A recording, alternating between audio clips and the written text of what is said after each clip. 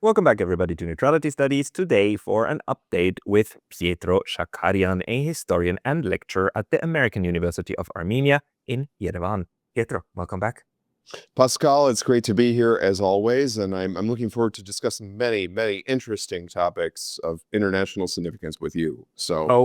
We will. And Oh, we're going to yes. start with your most recent article, America's Third Red Scare. You published this one in The Nation, and you're basically making the argument that that Trump is reviving the Red Scare at the moment, right? And hunting communists. Can you tell us what your take at this kind of new insane idea of Donald Trump's is? Well, the whole idea is really, Pascal, to crush dissent. Not only, first of all, it's aimed, as everybody can see, against the DSA and Mamdani and all that. I mean, that's kind of, starting off the bat, that's the main target. But another very significant target of Trump's wrath is to try and crush and silence dissent on foreign policy. And that's the other main point I raised in this. I highlighted the example of Max Blumenthal, right, and how his reporting from Iran, from the funeral of Ali Khamenei, basically that got him in hot water with Trump's MAGA base. I mean, the looniest of them all, Laura Looney, Loomer, she at the end of the day, she was writing that Max Blumenthal was like the leading communist in the United States, and that he should be silenced, right? First Amendment be damned, that he should be just shut up. And his phone, as a consequence, he had two smartphones that were confiscated. They were held by U.S. Border Protection, and when Max Blumenthal, together with the Arab Anti-Discrimination League, right, that they basically kind of pushed back against this, and within 24 hours, the phones were returned. But still, there are big questions about what did they actually do with those phones? What did they what do they see inside those phones? What did they maybe access? What information was there? And so it's also a big issue, not only in terms of like First Amendment rights, but also Fourth Amendment rights, right? And the chilling effect of this on dissent in foreign policy, it's not only felt in the Max Blumenthal case, as I highlight, but also with the Marco Rubio. I mean, what he's doing with Cuba, creating a report basically saying that there is kind of this effort by Cuba to promote kind of radical left terrorism in the United States, right? This is kind of his point of view. Even he's trying to even say Ben and Jerry's ice cream is a subversive, organization in the United States. I mean, it's that ridiculous. But this is all part and parcel of the effort by the Trump administration. First of all, because they know that they're in trouble with the midterms. Second of all, they know that they are they're in trouble with, I guess you could say, this war in Iran, this situation with the Strait of Hormuz. The implications of that on the global economy are tremendous. And what more can you say? It's a way to control the narrative. Yeah. I mean, even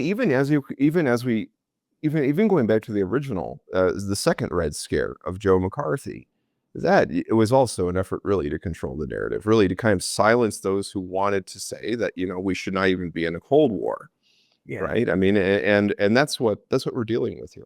Yeah, but it's so interesting. I had right before this one a discussion with a Malaysian scholar, Dr. Oi, and he actually at one point in the discussion said, luckily we have Trump now. And what he meant with that was to say that he just makes this so obvious: the neocolonialism, the bullshittery from the West, this entire duplicitous game, the kind of everybody has to pay us back. We are the biggest provider of global goods, therefore everybody has to give us money because we're so good and you're so backward. And he says, this actually makes it much easier to communicate in large parts of the world about the lunacy of the West that is going through. And this one is Red Scare that they're trying to do at the moment. I mean, it's so blatantly, obviously dumb and a tool of trying to just crack down on society, that it seems just too clear to actually then be able to work? Or what's your take? Well, my take is that, I mean, that this is what happens when empires begin to fall, Pascal. I mean, they begin to like lash out and do crazy things that, make them seem even more irrational than they ever have been, right? I mean, we look at Trump, for example. I mean, every day it's something new. One day he wants to bomb Oman. The next day he wants to annex the Strait of Hormuz to the United States. It gets increasingly silly and ridiculous and nonsensical. And that's what, I mean, that this is, again, a symptom of a declining empire. But again, it's no longer dressed. And actually, I agree with the gentleman. It's no longer dressed in this idea of, oh, yes, human rights and democracy and European values, whatever they are. And that, you know what, we're going to, come in and everything is going to be hunky dory. And, oh, yes, the rules based order too. All those talking points are gone. Now we just see the raw face of the American empire, right? Yeah. And it's also a face that is even insensitive to even those serving overseas. I mean, look at what's happening with the USS Abraham Lincoln. My God, I mean, that's just utterly atrocious. And that's like, they always would say during the Iraq War. I mean, as soon as I could say this when I was growing up in the States as a teenager, and we were talking about the Iraq War, that as soon as we got really critical of the Iraq War, or, this whole American imperial project, the new American century or whatever, the way to silence that was basically say, well, we, support the troops, right? That was kind of like a way for them to say, support the war. But by putting the troops out there as the face of that and kind of deflecting the criticism of the larger picture, larger context of the war. Of course, who would not support the troops who are out there in harm's way, of course. But it was a way to deflect from the real issue, which is their culpability in putting those troops in harm's way and, creating this, atrocity of a war in Iraq. And the same thing Trump is doing again. This is, again, another atrocity in the Middle East when we see what we see going on now with Iran. It's absolutely, it's a, Hey, just a very quick note. The best way to support this channel is by signing up for my free Substack. You can also help with a paid subscription there, or you can get some of our new merch on neutralitystudies.com. Links below. See you there.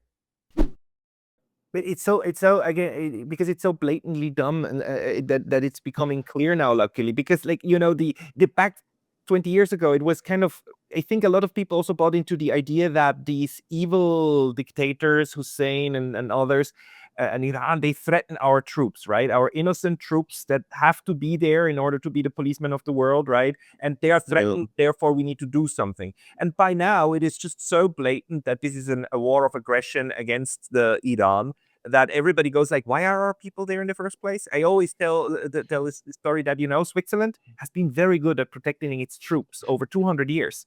We haven't had a single casualty in the Middle East or in West Asia in 200 years. You know how we did that? We didn't send troops there. Absolutely. Well, they have that great meme, if you remember, a few years ago on the internet, which was that, how dare, these countries put themselves so close to our bases? Yeah. How dare Iraq put itself so close to our bases? Oh my God. Yeah. And that's becoming quite clear now. I mean, you were recently in the States. I mean, did you get a feeling for how the general mood is over there with this war? I mean, this war hasn't been popular from the very beginning, right? And my God, it's even going down now. There was a post on Substack a while ago by Trita Parsi, where he said that this was a historically unpopular war, and he was citing, of course, poll data, on that. And I can completely verify that in the United States, that is the case. That this is a historically unpopular war. And you know where I was, Pascal? I was visiting family in Cleveland, Ohio. So I was in one of the so-called, swing states in the Great Lakes in the Midwest, and I can tell you there, that it could very well be that the Senate would be flipped in favor of the Democrats, right? Not that, I mean, the Democrats, of course, they have their own problems. I'm not going to say that, they're perfect or whatnot. But you know what? It's not looking very good for It's not looking very good for Trump in November. I can tell you that much. And not only in Ohio, in Michigan. I mean, you see what's happened. I think even though there's this kind of controversy about, or there's this talking point that El Sayed is unelectable. In truth, I think he is electable, and I think there is a very good possibility that Michigan will go Democrat. I mean, that's what we're going to see, and it's because this war is so catastrophic, right? And he's really, I mean, you could say El Sayed is on message, absolutely. I mean, he actually probably is he's probably, I would say, one of the better of politicians, political figures who has emerged from the Democratic Party in recent years. Is very promising. Graduate of University of Michigan, which I also am a graduate of. Go Wolverines, even though I'm from Ohio. It's a complicated situation, but you get the idea that I think it's going to go blue. I mean, and you know what? Trump himself is to blame for that. What I also don't understand, Pascal, for the life of me, is how when he needs to get out of a conflict, he jumps right in when there is an out, right? I mean, he was threatening Iran going all the way back to February. Remember that. All that buildup, all that, people were on the edge of their seats. Iran gave Trump a better deal than they gave Obama with the Omani negotiation. That was Trump could have taken that, walked away, say, look, I'm a peace president. It's so wonderful. I can get the Nobel Peace Prize now and and all that. But no, what did he do? He went and jumped. He used the negotiations, Pascal, as a cover to attack Iran. Yeah. And not once, but I mean, we have to also think this 3 times, because there was the June time that was done in June 2025, then this February, and then most recently with the MOU. So the record doesn't look very good. And then there was that one time, you might remember, and I think I mentioned it even on this podcast, where Pezeshkian, even apologized at one point to these GCC states. Yeah. And that was an off-ramp for Trump. And what did Trump do? He doubled down. He insulted Iran. He insulted Pezeshkian. And that change anything? No. But his threats are really alarming. I mean, the stuff like, again, we go back when he's talking about the civilization, destroying Iran's civilization. I mean, what does he want to do? Use a nuke? I mean, that's just, he's unhinged. They're discussing that right now, right? Lowering the threshold of first use, because like the United States is one of the only nuclear powers, I think the only nuclear power that has that has no first use policy, and the others, Russia, I think, gave it up as well, but at least they used to have a no first use policy. But they are now in the US discussing reducing the threshold when it can be used tactical nuclear weapons, which is absolutely horrible to start with. Marjorie Taylor Greene actually also tweeted about this. And then secondly, just let me throw that in there because you already mentioned Oman. I mean, he now has the great idea that we're going to bomb Oman in order to get to Iran, right? Because Oman is close to have some sort of agreement with Iran for the management of the Strait of Hormuz. So Trump is like, oh, you know what, Obama, we're gonna bomb you officially. He used a very strong word, to bomb them to Stone Age or something like that again. Yeah, something like that. I mean, actually, what's incredible to me is, again, how it turns on its head the whole narrative of the supposedly barbaric Middle East. Yeah. And an uncivilized Middle East. Well, first of all, Iran as a civilization has been around for thousands of years. Okay, so that's number one. I mean, also look at the literature they produced, right? We talk about, the Shahnameh, or I don't know, the Rubaiyat of Omar Khayyam and all that. I mean, to just, to say the things he says, he is the real barbarian. That's the point. I mean, look at what he's saying about Oman, what he's saying about Iran, what he's saying about Palestine, what he's saying about everything. He is the real barbarian, not the people in the Middle East. He is the barbarian, right? So he should look in the mirror. Should consult that in order to get the reality check.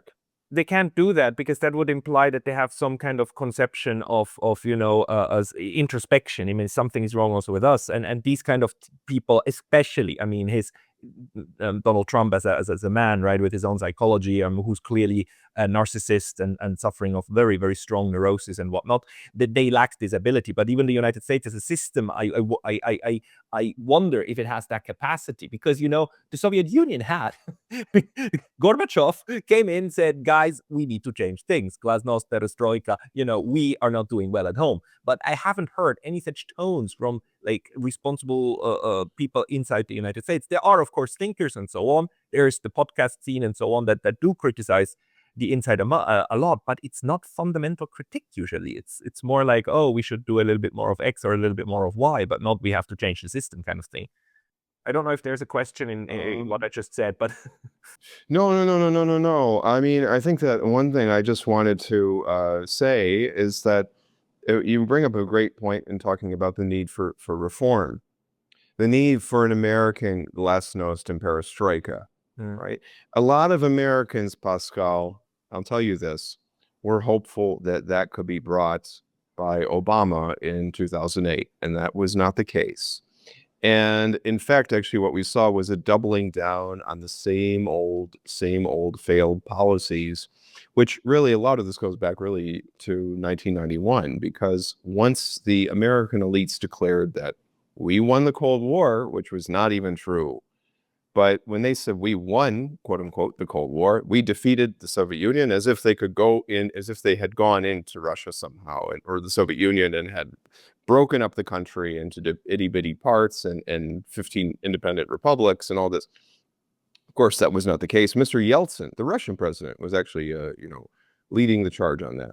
But in any case, they adopted this idea that we broke up the Soviet Union, that even some narratives, Ronald Reagan himself broke up the Soviet Union. And look how great we are. And we're so great that America doesn't even need to reform. It doesn't even need to change. Democracy doesn't need to continuously evolve and develop and, be fine-tuned in our situation, because everything is perfect here. Don't you know? It's the end of history, as Mr. Fukuyama would say. And as a matter of fact, we actually see that history keeps on going on and on and on and on and on. And that's actually the reality. The idea that somehow we could be above history is the pinnacle of arrogance. By history, Fukuyama, of course, meant the development of social models, right? He's like, no, liberalism has, as the ultimate social model, is the one to stay for a long time. But what we're seeing is that, oh, no, not at all. I mean, there are even other civilizational social models that are viable projects. And by the way, what the Chinese just pulled off with like pulling 800 million people out of poverty and putting them into the middle class is the largest civilizational like success in poverty reduction in human history. And that was not achieved by the Western kind of model, right? By Fukuyama's liberals and so on. But even you could even say neoliberal is what he's working with, because I mean, really, I mean, we're talking about kind of like this laissez-faire economic approach and all that. And even within the United States, this kind of idea has been challenged, because now you see people like Mr. Mamdani or El Sayed coming up, now criticizing this and saying we need like democratic socialism, or Bernie Sanders. And so now even that model within the U.S. is being challenged. I mean, and we even see in how this neoliberalism is overtly exploiting the American people, particularly now when you have this new controversy with AI data centers in states like Kentucky or Michigan or Ohio. You have communities who are protesting against big tech bringing in these AI data centers, which they use up a ton of energy. It takes just to give you a sense, Pascal, one entire bottle of drinking water is what it would take for an AI to generate a single message to you. That's how much water they use. And they're noisy. I mean, they're extraordinarily noisy, as you can imagine. I mean, beyond belief. And the pollution that they cause with all this is just insane. So these communities, and it's not a matter of red versus blue. It's just that people don't want these communities in their backyard, despite all the promises that, oh, it will generate economic revenue and it's going to be a boost for the economy and all that, which is entirely BS. And actually, by the way, the Armenians got suckered into that under Pashinyan. Pashinyan wants to, he's into this idea of having this AI data center in Armenia. but that's not going to bring positive dividends for the Armenians. Especially because, Armenia is a country that they need the water resources for agriculture, for sustaining, for sustaining living in the more arid parts of the country in Armenia, particularly like in the Ararat Valley, places like this. And this data center is not going to help. And it's the same internationally, right? I mean, so that's kind of my 2 cents there. I wonder why people are not fans of the idea that fully automated data centers will lead to more jobs. I mean, you need at least 1 or 2 night guard, right? I mean, that will be Yeah. boon, right? All of this is now happening, and at the same time, we have these horrible conflicts that keep going on. I mean, the Iran war is anything from over, right? We all understand that. We're in the middle of it. Iran seems to have figured out a strategy to confront that. I don't think that they will negotiate very much with the United States anymore. Not that they I don't think they expect anything from it. No, they checked out already at this point, Pascal. I mean, that they're not, I mean, they already declared this administration, they're not going to even, they're done negotiating with this administration in particular. So they've basically checked out. Now, Trump claims he's negotiating with the Iranians. I don't know which Iranians he's talking to or he's talking about, but they're not, I mean, maybe invisible Iranians. Or the son of the Shah, what's his, Reza Pahlavi? Reza Pahlavi, well, I mean, not exactly the most stellar representative of the Iranian people, but still, nevertheless, maybe he's talking to him. Could be an echo chamber, something like that, But I think the Iranians will not. Iranians will not. They're done. They're done. They're done with this guy. They're finished. It's not going to happen. He thinks, and also the thing is that he had his chance more than once. Iran showed great faith. And I say great because they were under sanction. They were under enormous pressure. They even negotiated, even as Trump used negotiations as cover, as I said, in order to lull them into a false sense of security. So then, he could bomb them. So I think that they're not buying this anymore, and they may well, hit, an American ship in the region. That's what's coming down to. I mean, that they're going to show that they mean business. They're going to show their teeth, I think, to send a signal to Trump. Correct me if I'm wrong, or if you see it differently, but in my interpretation of this half year of war that we've seen between Iran and the US and Iran, and Israel and Iran, so far the Iranian strategy has been to re-establish reciprocity. It's like there's nothing you can hit where we cannot hit you back, and it hurts you just as much as you hurt us. So if not more, but they try to keep a level, right? They try not to go and attack by themselves. They usually waited to be attacked and then they went after something else. But that strategy might change. Or did I just not pay attention to a couple of the Iranian attacks? No, overall, that you're right on target with that. But we shall see what happens. Iran's patience, my main point is that Iran's patience is not infinite. And they're tired of the U.S. kind of playing footsie in this way under Trump. So we shall see. But the most interesting thing, Pascal, recently has been this Islamic NATO, right? Which is kind of like it's like a Baghdad Pact 2.0. Can you tell us about the Baghdad Pact? The Baghdad Pact, to give our listeners an idea, the Baghdad Pact was a Middle Eastern NATO, for all intents and purposes, that actually involved Iran, and it involved Iraq, and it involved Turkey. And the idea was to kind of shore up the Western, and also, by the way, you know who else was a member outside the Middle East? The UK. So there you go. But the idea was to 1960s, 50s? 1950s, 60s, all the way up to 1979, all the way up to the Islamic, or the revolution in Iran, right? And really, the Baghdad Pact was designed to shore up Western and specifically American influence in the Middle East. That was the whole idea. At the end of the day, it was really kind of creating a NATO for the Middle East, for the Middle East, a NATO structure for the Middle East. And really what we see is a revival of that. Why are we seeing a revival of that? My belief is because a lot of speculation has been going around about this in the alternative media. There are some who say this is overtly aimed against Iran. Some who say it's overtly aimed even against Israel because Israel made, these, statements that they are critical of Turkey these days. Naftali Bennett said that Turkey is the next Iran and all this and that. I'm kind of skeptical of the degree to which Turkey and Israel would actually clash. But I digress. The main point here is that I believe personally that it's just like what happened. So what do we have in common with all three countries? Pakistan, Saudi, and Turkey. They're all in lockstep with the United States. And that would indicate to me that this Mecca Pact, because actually this is now signed in Mecca, and the idea is, again, it's the commonality there is that they are all Muslims, right? And that was a big kind of symbolism. But the idea really, I think, is that the American military infrastructure in the Persian Gulf has been decimated by Iran, not only in the Persian Gulf, also in Jordan. We see that as well.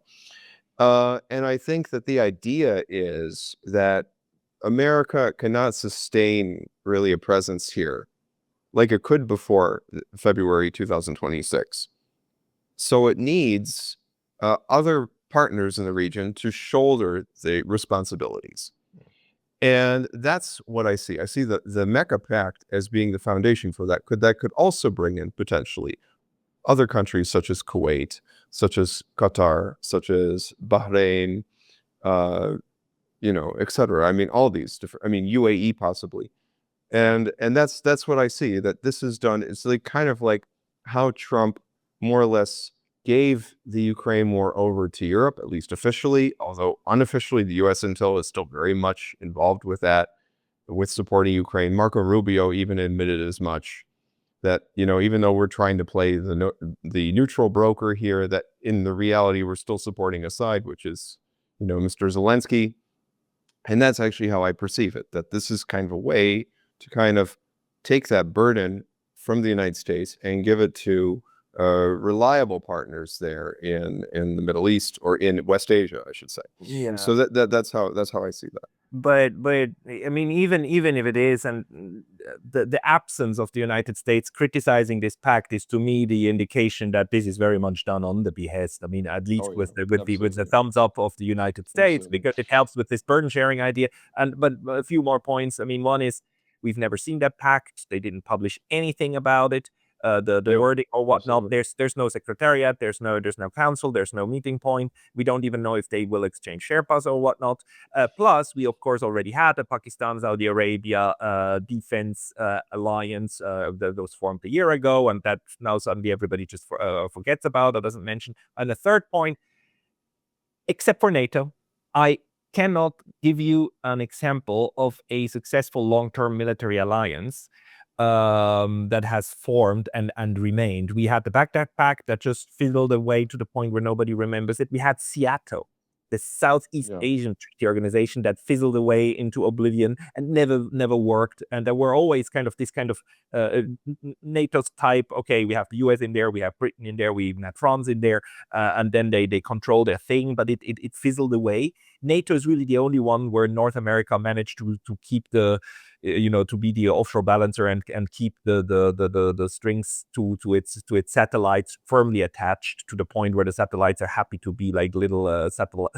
Well, they also, there are even questions about NATO, because there are questions about, like, to what degree would they go to implement Article 5, because Article 5, you also have to think that still, even with the Article 5, it's not like a knee-jerk reaction, that as soon as, like, let's say if Russia were to attack Latvia or something like that, it wouldn't be automatic necessarily that the United States would be jumping right into war. They would still need, at least last time I checked, I don't know what Trump has been doing, but they would need some congressional approval before going to war. So even the Article 5 of NATO is not necessarily an ironclad guarantee. And with this Mecca Pact, we already see that that's even less. There are already even significant problems there, because as they signed this pact, Pakistan and Turkey with Saudi. And that's not even counting, again, the earlier, like Pakistan-Saudi pact. But imagine that after that, the Ansar Allah was still in conflict with Saudi. And you didn't see, the Turks or the Pakistanis sending forces over there to the Bab el-Mandab Strait to go fight for Saudi or to go fight against the Yemenis. And they wouldn't dare, let me tell you, because we know for the Egyptians, that was their Vietnam, right? And if the Turks or the Pakistanis were to get involved, that would become their Vietnam. So they would not want to get mixed up. They would not want to get mixed up with Yemen, and they would certainly not want to mix it up with Yemen because they know it would not be a winning proposition by any means. And that already shows the limitations of this Mecca Pact. How effective is it really? It almost seems to me that it's not worth the paper it's written on, because if you can't even intervene successfully against, Ansar Allah, which is attacking Saudi, that raises serious questions about this pact. Yeah, no, that's why I don't buy it. I don't think it is meant seriously. It's meant as a political posture, as a kind of a let's show that we are on the same page, but then we'll just forget about it. As actually most of these kind of pacts have done in history, they were just forgotten about. And you just let them fizzle out and fizzle away. But the other ones then are maybe we change to Europe a little bit. NATO, of course, and you alluded to that. It's Article 5 is not automatic. And actually, I think when we look at the US recently announced troop reductions in South Korea, which makes me a little bit worried, because one of the preconditions for the US to be able to fight the next proxy war is not to have its troops there. So it's like if the US starts taking away the tripwire, I think that will make it more likely that the war will come, let's say, to Europe, to the Baltics or so on. As long as these troops are there, it seems the US is invested like physically into it. And at this point, it still seems to me that it is. But how do you see it? I think it is, but a lot remains to be seen. I think the problem is that the United States, as it stands now, is overstretched. And we are facing major, economic problems, potentially, especially coming off this whole Hormuz thing, because the longer, Pascal, the Hormuz is closed. I mean, already there's going to be some impact that the Hormuz has been closed as long as it has, for over 6 months, actually, really, you can say. And, or at least closed to Western shipping. That even if you were to open it up tomorrow, everything would not come back to where it was in February of this year. It just wouldn't. And what we are looking at, what we're staring at potentially, is a major economic, crisis resulting from this situation. And we're not feeling it, immediately right now. Actually, we already are a little bit. I mean, it already is. You can already see the effects of it. But it's really going to be in the coming months, we're really going to see the major impact of this. And so it's going to just exacerbate this idea that the United States is overstretched, that there needs to be more focus on the domestic United States, and more focus on the US itself than on all these imperial overtures abroad. And so that's going to definitely shake things up geopolitically. And that's really how I see it, that for the US, it's going to be a rather difficult proposition. And but you also mentioned tripwires. The other one that's also important to mention, I should note, is this idea of the trip, right? So this is this Trump trip corridor, which we were still kind of talking about. I mean, recently a different tripwire, but yeah, also a trip. Well, I mean, this is part of this is partially done to facilitate the isolation of not only Russia but also Iran. I mean, that's really the whole idea of this. I mean, and it's also done to kind of facilitate a middle corridor that would provide access to the energy riches of Central Asia from the perspective of people like British Petroleum and others. But the architect of this trip was recently revealed in the Armenian media to be this gentleman by the name of Lightstone, who is a big lobbyist for Israel in the United States, and somebody who is, I mean, really, he's like an Israeli cutout, effectively, at the end of the day. And according to Dropsite News and Jeremy Scahill and Max Blumenthal, he was actually involved in setting up the I guess you could say the Gaza Humanitarian Foundation, right? He was somebody who was involved really in the atrocities that we're seeing right now in Gaza. So that shows you the linkage to this. It's part of that effort not only to isolate Iran, but also to really kind of maybe even use, the Caucasus region as a launching platform into Iran. We already saw that with Azerbaijan, right? Azerbaijan is extraordinarily close. Aliyev's regime is extraordinarily close to Israel. There was a lot of controversy about that in this past war in particular, but even before that in the June 2025 war.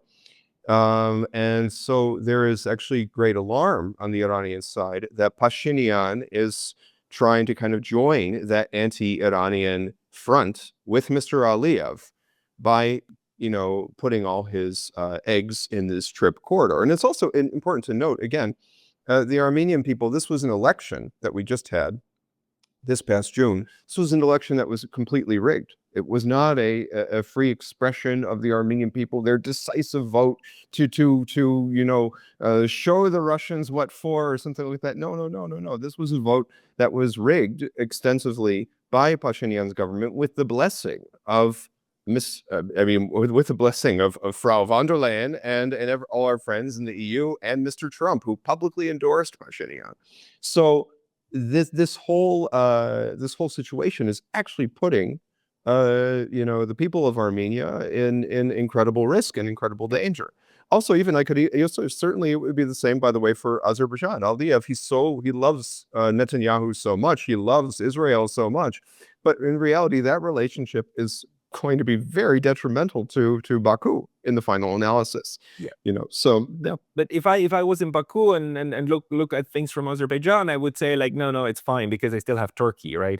Before anything would happen to us, something would happen to Turkey, and it's fine. There's enough time here, and what we need to do is now to cut off Armenia and everything, and make sure that we connect our lands and whatnot, one nation in two states, and this idea that the trip actually then cuts the line between Russia and Iran is in my view quite mistaken, because it just ignores that the two are connected through the Caspian Sea.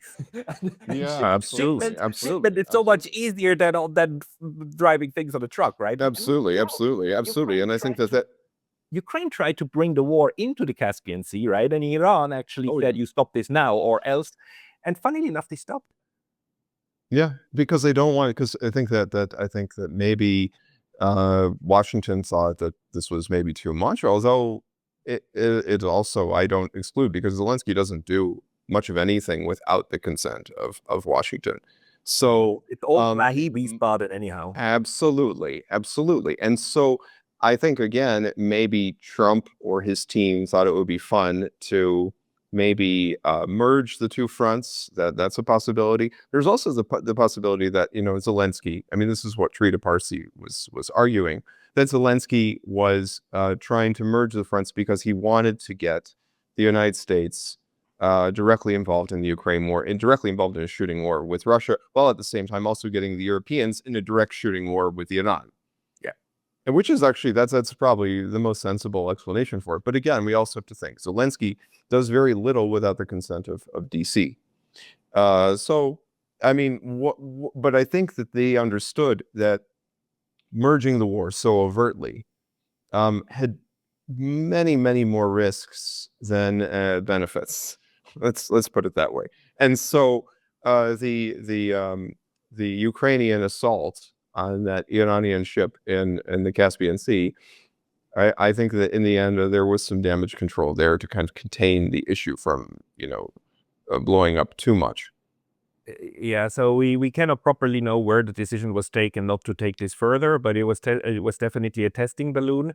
Just we see that these two conflicts could merge and or might be on the verge of merging. But the bigger question to me still is, while Iran has strategic patience and it's willing to do that, Russia does so too. And it seems to me that the Europeans are working toward undermining that strategic patience for suicidal reasons. But Where do you see that one standing? Because like these blue wild berries factories burning, I mean, it's very dramatic, and it's definitely meant just to further salami slice the war into Mother Russia.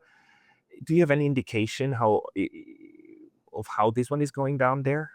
I think the problem is the European strategy, and by extension the Ukrainian strategy, by doing something like attacking the wild berries, storage facilities, Warehouse.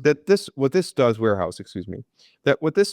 is it creates some flashy headlines and some very elaborate scenes and dramatic scenes, as you rightfully highlight.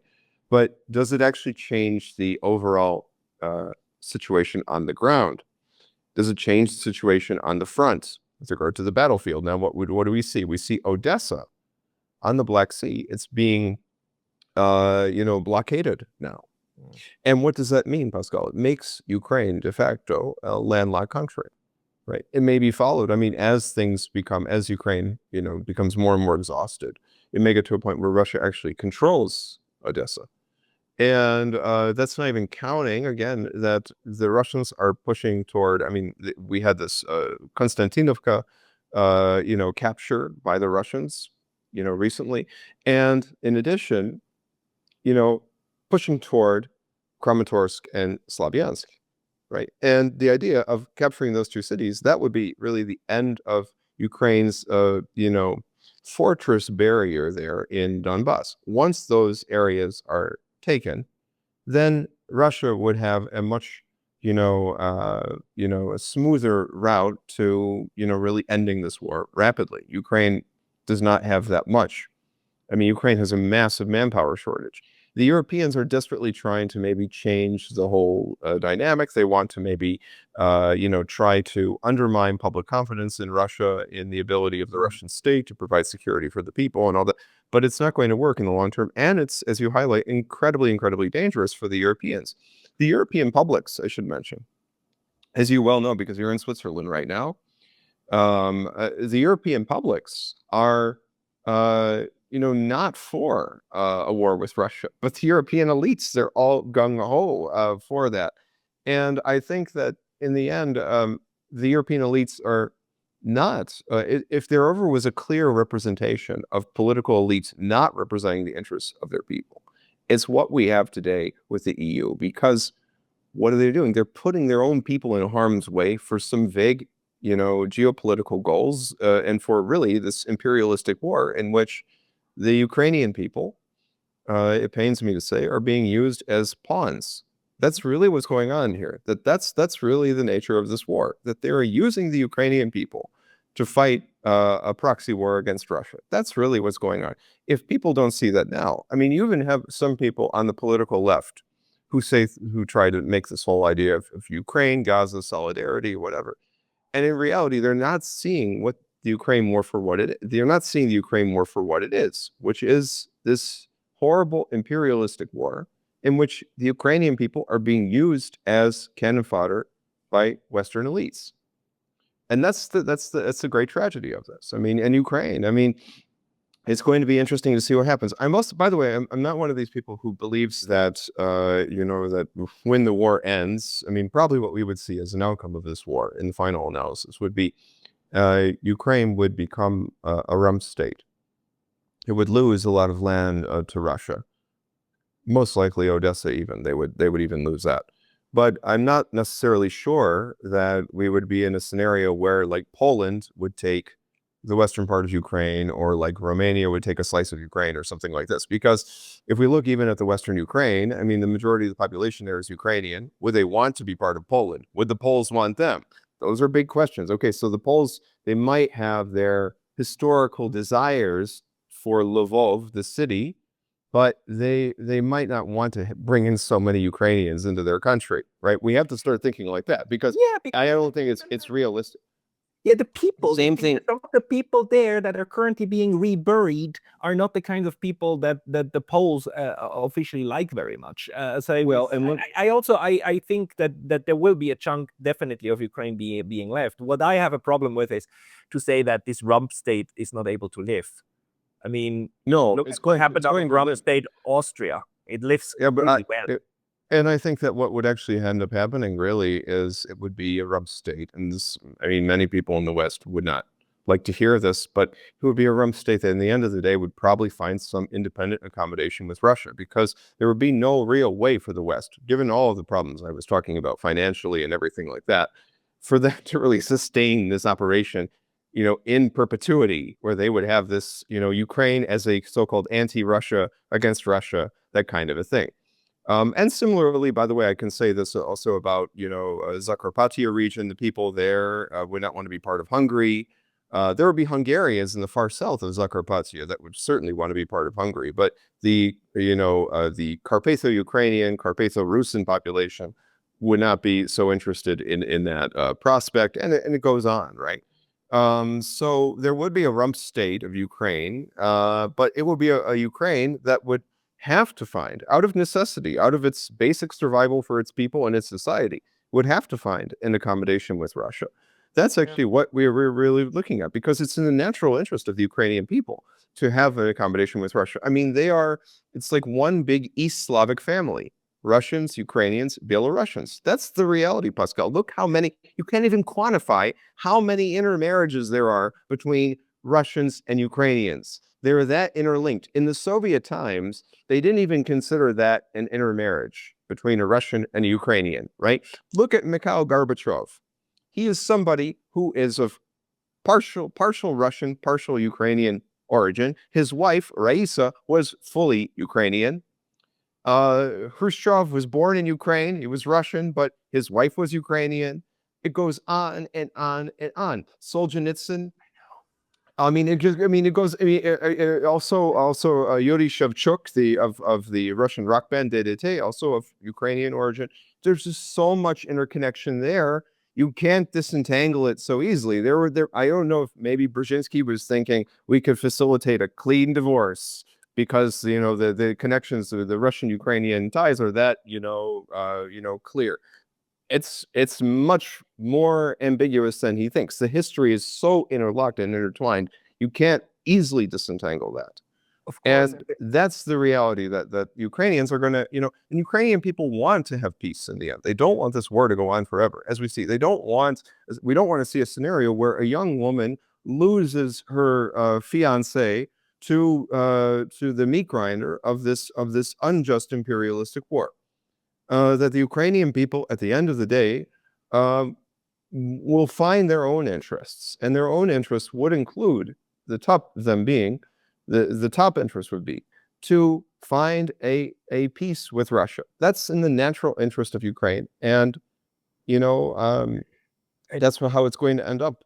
The great tragedy is that we could have had all of that with Ukraine intact, a neutral Ukraine that finds a modus vivendi and that serves as a bridge between, the EU and Russia, and not as a bulwark against it. We're gonna have something like that in the end in that little rump state, because the EU will still have to support it while it needs to somehow survive and deal with the Russians. This necessity will at some point emerge, and it will actually, in the end, my prediction, look very, very similar to what Georgia looks like, and have like some form of modus vivendi without ever loving the Russians, without ever saying that they're our friends, but just some way of interacting and dealing with it. And the Georgians just realized that basically 15 years earlier, and without the slaughter. I mean, there was a war, but it was not the slaughter that Ukraine is. I just wonder why is it that the Europeans, of all people, I understand why the Americans, the empire and so on, why it tries to throw everything at their perceived adversaries and just see what sticks. I understand that strategy, and I understand Brzezinski's strategy. What I don't understand is why the elites in Europe are so integrated into that entire affair that they transcend the state, that they transcend the nation of what's good for the European states, and actually just go all in with the empire instead of going all in for what would actually be good for the European continent. Well, I'm going to kind of unpack two things. The first is, before I get to Europe, I just want to mention about Georgia that the Georgian government has done a phenomenal job in balancing, between the East and the West. I would also add too, by the way, that election in 2012 that was won by the Georgian Green Party and that ousted Saakashvili, that was an incredible, victory for the Georgian people. And there was a serious risk here in Armenia of that scenario being repeated with the June election. And that's one of the reasons why the EU got so, Involved. got so involved, because they did not want to see the EU and also the neocon elites in the United States, like Mr. Rubio. They did not want to see a repeat of the Georgian scenario here. And that was very likely in Armenia. Pashinyan's ratings were very low going into that election. There was no way he could, probably if that was a completely fair election, he would lose. But because they were fearing that, they did not want a Georgian dream, Armenian style Georgian dream, kind of like a Armenian variant of the Georgian dream to come to power. They got involved to kind of completely rig the show. So, but then again, we go back to this question of why is Europe doing this? Why are they getting so involved in post-Soviet affairs?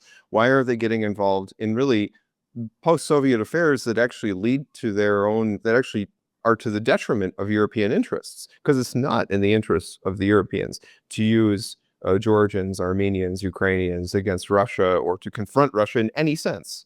That they need the Europeans, given the basic geography, they need to come to some sort of understanding with the Russians.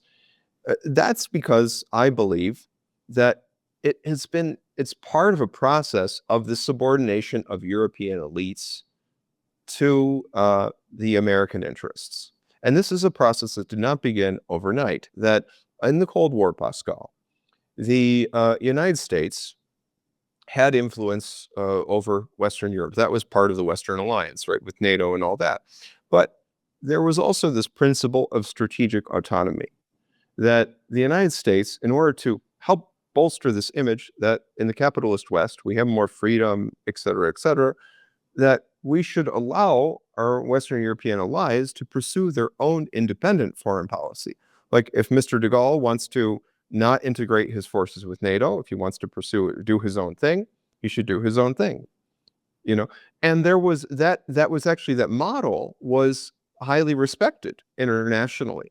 And it came in contrast, at least in terms of image, with something like the Soviet Union getting involved directly in Hungary or in Czechoslovakia, right? It made the West look good. And that principle of strategic autonomy lasted, it even survived the end of the Cold War. The problem was that when that strategic autonomy began to clash with the neocon interest of the new American century and everything like this, then it was understood that we need to completely subordinate the Europeans to our interests. And the key turning point that I referenced before on this program was during the Iraq War, when Mr. Chirac and Mr. Schroeder opposed the war very vocally. And at that moment, the Beltway thinkers, the neocon thinkers in the United States, began to see Europe, its allies, its Cold War allies in Europe, as potential adversaries, as a potential challenge, as a potential new pole in the international order, that maybe Europe could be an alternative to the United States. Right? There were even books written about this, like the European Dream. Like you would see, even texts written about that. And so the idea was, we have to subordinate Europe. We have to get Europe in lockstep with us, so they will not challenge us. They will not challenge the American unipolar moment or American hegemony. That we have to subordinate them. And so what we see now today with this very, very I guess we could say, subordinate European Union, and really kind of a European Union that they're acting like puppets of the United States completely. There's no really kind of independent agency there. You saw also, by the way, how von der Leyen was kissing up to Trump when Trump was, imposing these tariffs on the EU and all that. What it indicates to me is that the project, this was most likely, this was done with the influence of the CIA to subordinate Europe, beginning in the Bush administration period, that project largely has succeeded. Yeah.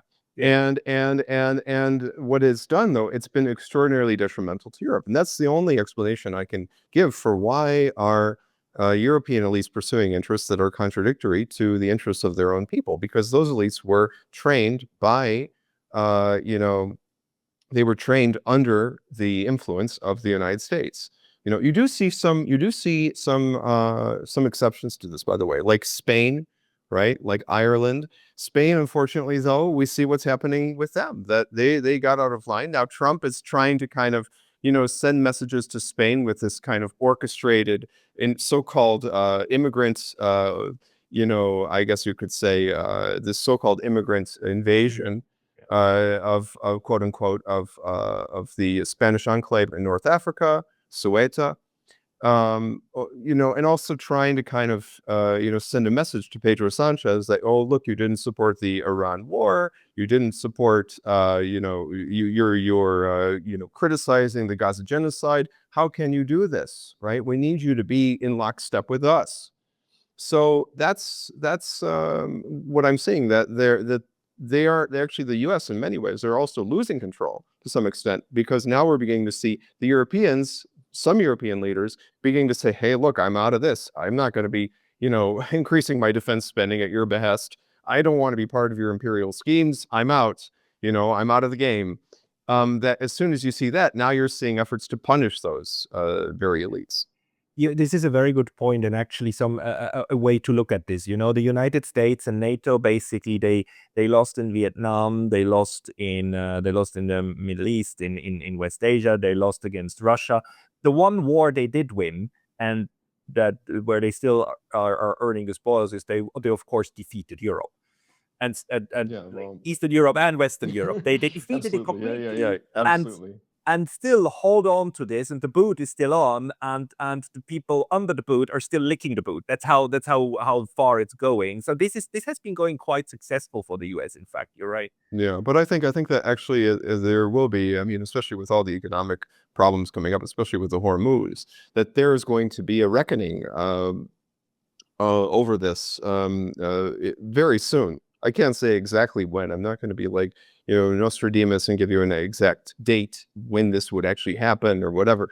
But I can tell you that it is going to happen very soon, because just by the fact that the Hormuz is closed, and even if you were, like I said, to open it up tomorrow, it would still be a while for everything to kind of function again.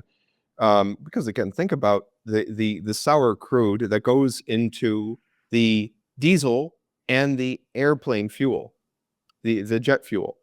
It's a big deal. It's a big issue. And the U.S. The other problem is with this Iran war. It's also, and this is why it was also a really idiotic move for the United States, as from the imperial perspective, to get involved in this war, because it revealed the American limitations. If you're a superpower, the one thing you don't want is to reveal your hands, to reveal what limitations you have, right? Part of the mythology that the US is the strongest country in the world, it's the greatest country in the world, and all this, is the fact that they're able to do image control. They're able to show, they're able to not show the areas where they, you know, maybe have some inadequacies. And now all of a sudden, though, you can't ignore it. There are shortcomings, right? They're almost out of they're out of ammunition.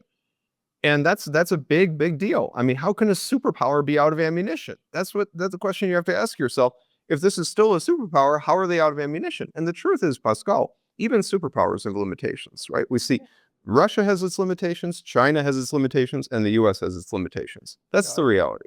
I think we are back to the United States as a great power. I think this idea of the superpower it's useless now. If you didn't have 4, 5, 6 superpowers, the whole concept is useless. And I talked to a Chinese colleague recently and said, "Are you worried that the US might do something to you as they did to Iran?" And he just smiled and said, "Like, come on, look at. I mean, Iran is a third-rate power, and they can defeat the United States. So why would we be worried?" This is going to be a major, it's going to be a major turning point in world history. What has happened, what has transpired with Iran. I mean, what can you say about that? That actually is going to be the ultimate, you know, if you're studying history in high school, world history in high school, that's going to be seen as a major turning point for not only the United States, but also for, you know, for the world in general, in terms of the shift toward multipolarity.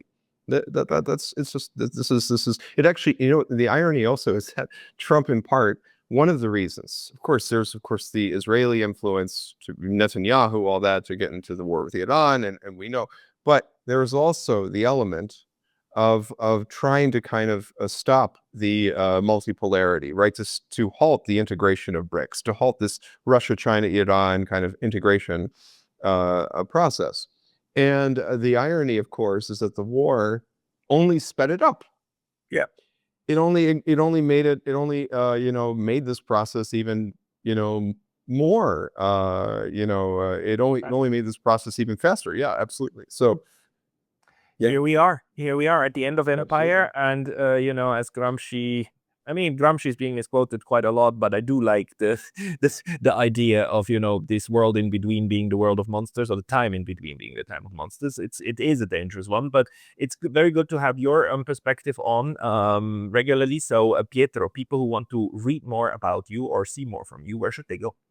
They should go to The Nation magazine, because I've been writing there mostly now these days in The Nation. I just published this article, America's Third Red Scare. I published a lot of recent analyses on the Caucasus. Probably in the future also I'm going to be writing there, doing most of my Iran analysis there, Russia analysis there. So that's where they can find me, at thenation.com. I also have written I've also written a book, Anastas Mikoyan, an Armenian reformer in Khrushchev's Kremlin. So if our listeners want to check that out, they can go check that out on Amazon.com. It's also published by Indiana University Press, so they can look at that. But if they want to see my latest, I guess you could say, geopolitical analyses, they should consult thenation.com. So The links will be in the description box below. Everybody head out to The Nation magazine, thenationmagazine.com. And we will have Pietro back on again soon. Pietro Shakarian, thank you so much for your time today. Thank you, Pascal.